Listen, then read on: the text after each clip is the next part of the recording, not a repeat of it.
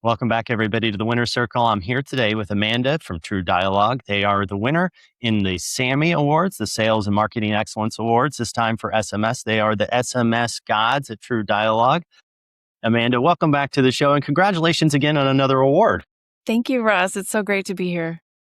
SMS is really becoming this great marketing channel. We kind of were talking a little bit before the show. It's really because it's so personal and so intimate. You're in our pockets. You're right in there with mom and my sister and everybody else, right? And so it's we only let certain people in. So it's a really great channel once you're in, and it's something, it's great as a marketer, as me. It's great read rates. I'm so happy to have you on board to bring us kind of up to speed on what's going on, not in SMS, but in messaging, I guess we'll call it, because there's a lot of new terms coming in. Yeah. Before we get started, give us a little bit of background on True Dialogue and what you guys are all about. True Dialogue is a business texting platform. It's that simple. We work with colleges, universities, big brands, small brands, retail, financial services, all kinds of different customers across many different verticals, many different use cases, many different sizes. We have native integrations with top CRM and marketing automation platforms. We have an API if you want to code up. But yeah, it's been great. It's been a lot of fun. And you guys are improving all this stuff. That's like we talked a little bit about RCS and that kind of emergence of it, especially in the business side. It's kind of now, especially now that iPhone supports it, the rest of America can now join the world with RCS. Give us a little bit of background about RCS. You guys have fully integrated it. It's launched. How is that going? It's going great. So just to catch everyone up that may not have heard our first podcast, we have an RCS no-code visual composer, which allows you to see. RCS is a very interactive, it stands for Rich Communication Services. So you can embed images, videos, you can have call to action buttons that go to the map functionality, to websites, forms, call to action books. You can send it to the calendar for appointments and reminders. It's really actually very, very cool. A number of vendors do it only through an API, which means as a marketing team or as a growth team, you're relying on your engineering support to help you craft that message and test that message. What is it going to look like? But we built a no-code visualizer so that non-technical teams like marketing and sales can craft those messages and get them out. And that is so important in itself, right? I mean, I remember when all of the kind of the Marcom and Martech stuff happened. It was like now your CIO is your new best friend. All of a sudden, yeah, you're spending so much time with them. And thank you for building something for the marketing people just to go in there and do the work, and not having to code that stuff and send it through an API. Yeah, I mean, and it works very similar to marketers building HTML emails in a platform. Upload your images, check your colors, check your links, call to actions. The only difference is that in HTML emails, you might build it top to bottom, right, with different modules. In RCS messaging, you build it left to right. So you're actually swiping through cards and images. But that's sort of universal in the world today. So most people are used to that. Dating apps and LinkedIn, right? It's Exactly.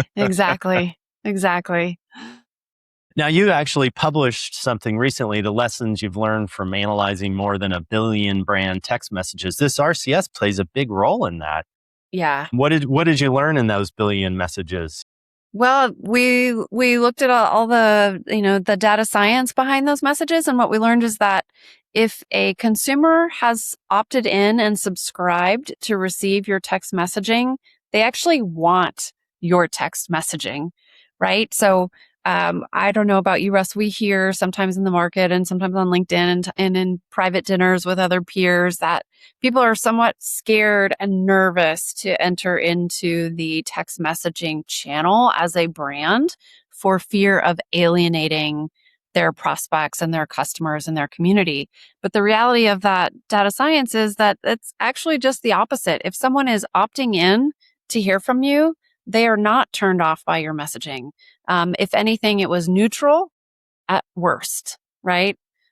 So that would be my one thing to share with the audience is let's get started. It's time to start building that opt-in list. Yeah, if you are a trusted brand, it is definitely, if you're somebody's trusted brand, you should be in their SMS account. It's very, Absolutely. very, very true. And today it's easier than ever, especially with, like, you're talking about the APIs and MCPs and AIs and all the acronyms that we could throw at it. Yeah. It's gotten easier than ever, hasn't it? Yeah, it has. So you mentioned a couple things I wanted to touch on. The MCP, the Model Context Protocol that exists out there. API is one way to access in the dev world. MCPs are another way to access inside LLMs like Claude, for example, and then start vibe coding applications on top of that. So MCPs we believe are the future. The vibe coding apps we believe are the future, and we as a brand are starting to think about not only being able to text human to human, me to you at scale, or in a one-to-one conversation if that's appropriate. Maybe it's customer support or something else like that. But also humans to agents and agents to humans. So I think we'll see a lot more of that in the coming years. Um, the AI surface is growing and growing fast. Yeah, So, and that SMS channel has become such a critical component for all of this stuff, really. I mean, beyond, two factor, mhm, um, beyond two-factor authentication for, passwords and everything else. mhm. It's how we're communicating about notifications on deliveries and everything else about products we love and buy and want to communicate with. It's the stuff we don't want to communicate with. That's the challenge, right? Yeah, So, and especially when you get those kind of, we all get them, right? You get the bad guys, just like in email, we get bad emailers too. You guys have now developed something, I think it's called True Opt Out, where your customers are actually getting much better results based on what's coming at them, right? So tell yeah. us a little bit about that. So one of the reasons that text messaging is such an engaged channel is that there's a barrier to entry, right? And that is the opt-in. Um, Oftentimes, consumers will opt out when they're ready to opt out, and they may opt out with the standard industry keywords like stop, quit, end, etc. There's a few others. Or they may not. They may not be familiar with that. They may send, "Don't contact me again," or "Text me again, and I'm talking to my attorney," or just an emoji, just a stop sign emoji, and put the burden back on the brand to figure out, is that a real opt out or not? So, in order to keep our clients safe and compliant, right, there's regulatory bodies that make sure that our brands don't have too many spam complaints or opt outs. So, one of the things that we built is an AI powered sentiment detection on opt out. So, it will catch those things like "Don't contact me again," or "This is a stop sign emoji. We think they want to opt out." Um, and the results have been fantastic. It's really, really cool.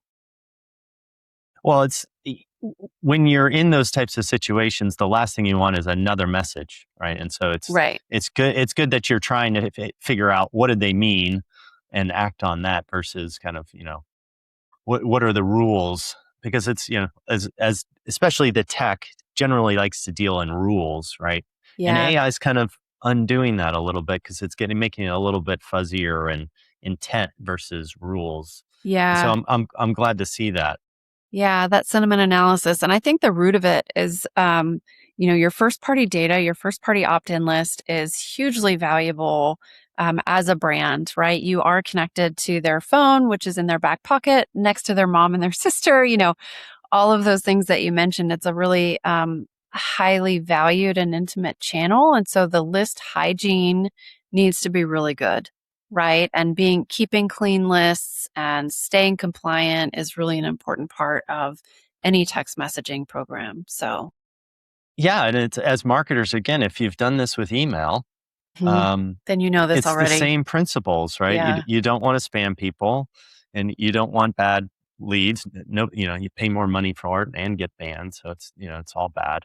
So it's all Yeah. the same rules. It sounds like, as marketers, we just need to be clean with our data and conscious of what we're doing. Yeah. Yeah. The data hygiene and the list hygiene is important.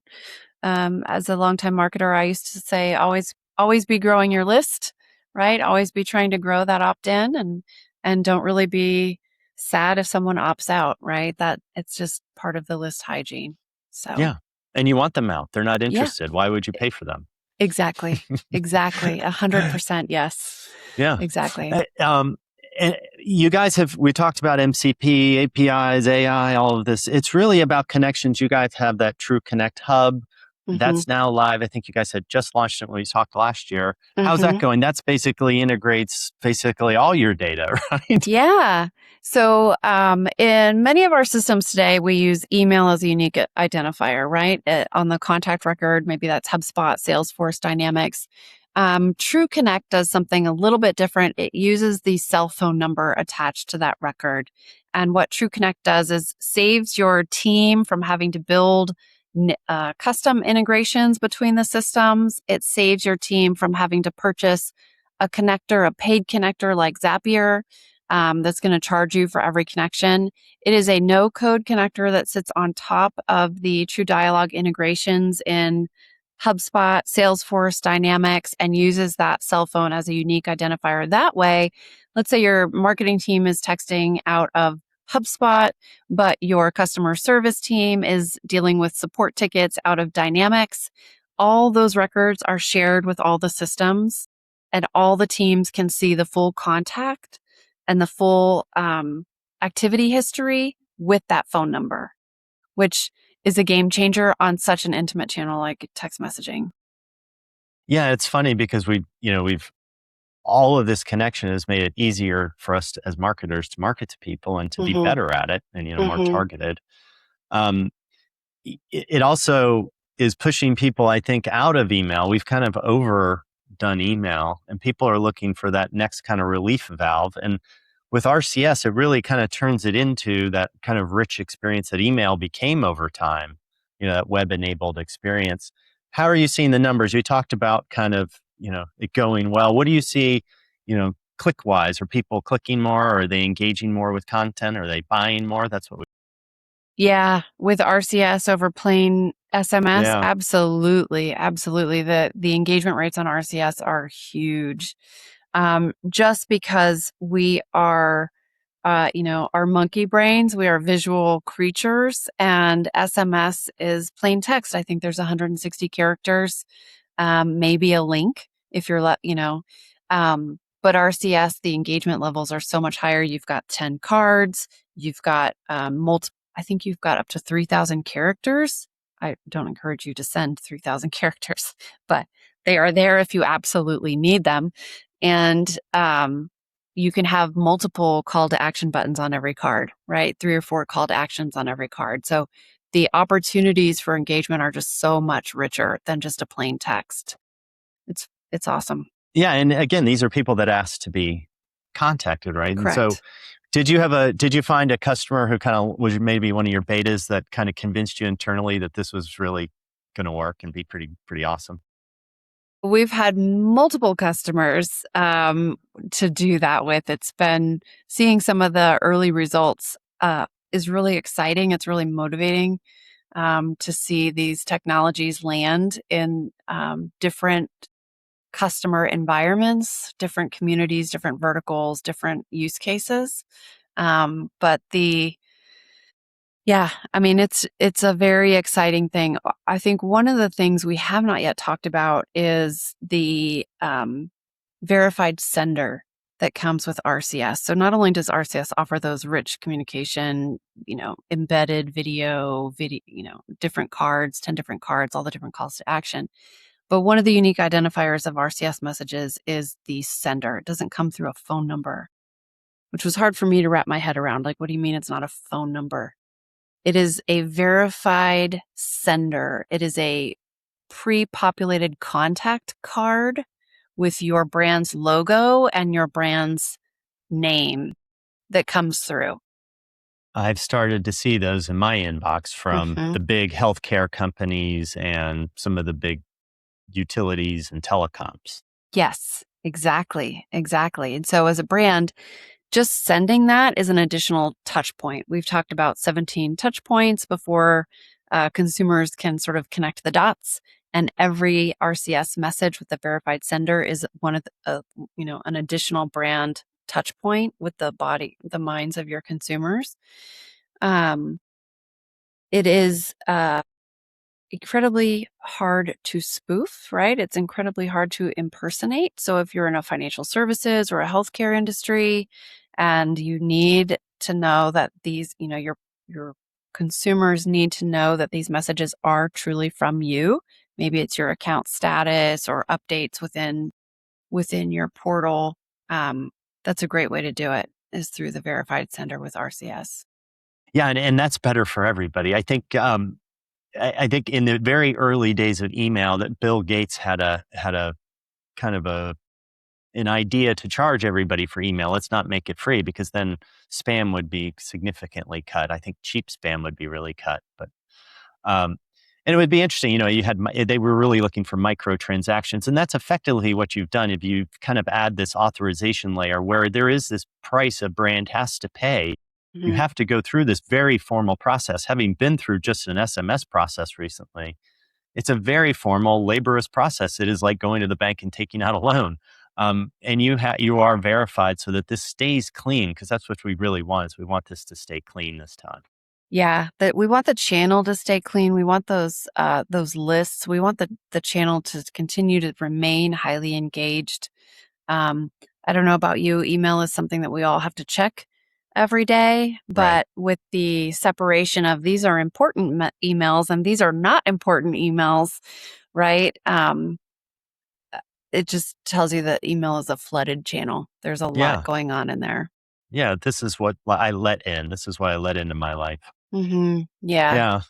That's great. Well, I know that, carriers are now blocking all sorts of unregistered traffic, and Yep. I know the TCPA suits are climbing, and seems to be this global opt-out requirement in April that everybody's now struggling to either comply with or complying with. Yeah. That's secretly become like a great product feature rather than a legal checkbox, is kind of all this regulatory environment kind of helping Yeah. us out.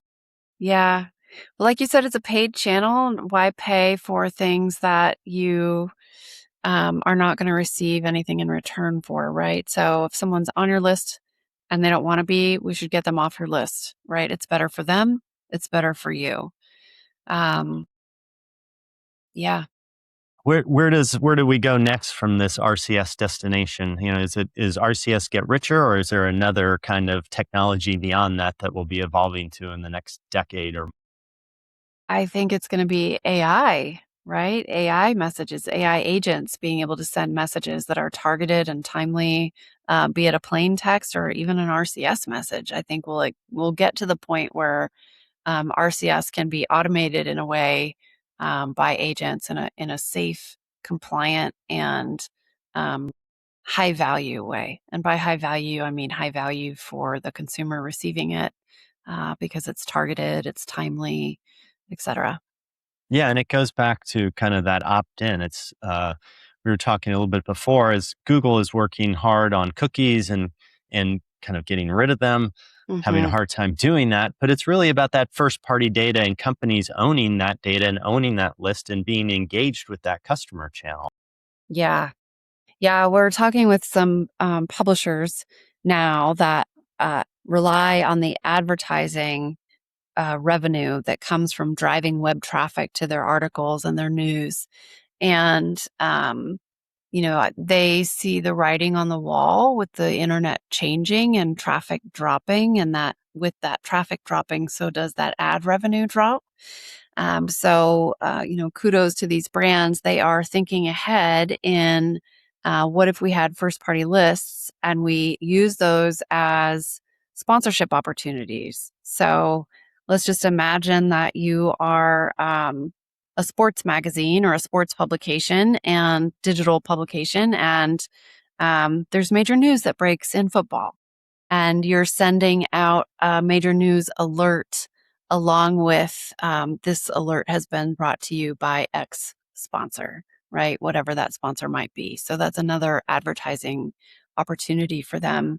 And a highly engaged one. We know that RCS is highly engaged. We know that first party data is highly engaged, highly qualified lists, high Yeah, value lists. So, and I remember just hearing, like, as an email marketing guy, originally it was, if you got a 20% open rate, you were killing it.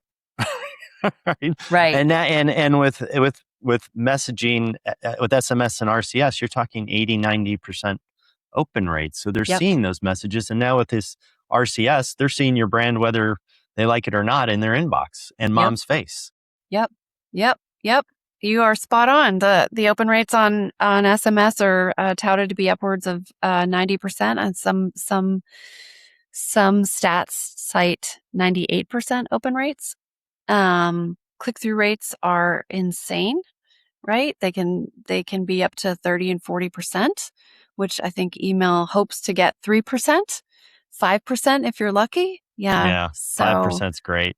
yeah. We do have a customer that saw a 1,200% return on ad spend.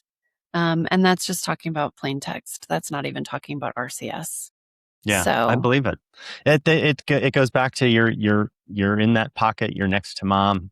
And nowadays it's on every device we own. It's that trusted channel beyond email that we now are using. yeah. So as a marketer and as a CRO, as a SMS expert, as we go into this as marketing people, what are the lessons we need to know? What are the tips to keep our audience engaged, to make sure we're doing things right, other than cleaning our list? Yeah. I would say if you're not texting today, now is the time to get started. So understanding that opt-in compliance and the rules around that would be the first thing I would recommend. There's that saying, the best time to plant a tree is 20 years ago, and the next best time to plant a tree is today. And I feel the same way around text messaging. If you have not started building your opt-in list, now is the time. It is the future, and it will, you want to pace with it. The next thing I would say is start thinking about the use cases and start thinking about the audience and the messaging that you have to share with them. Get creative. If you work with a good vendor, they will brainstorm different ideas with you to drive your business. So yeah, it's a great time to get in it.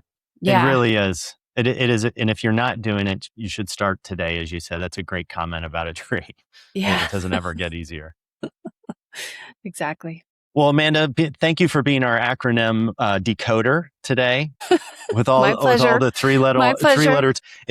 I don't think there is a better. Maybe the medical field, they might be better with naming things, but I think telecom and technology, they definitely get the acronym award.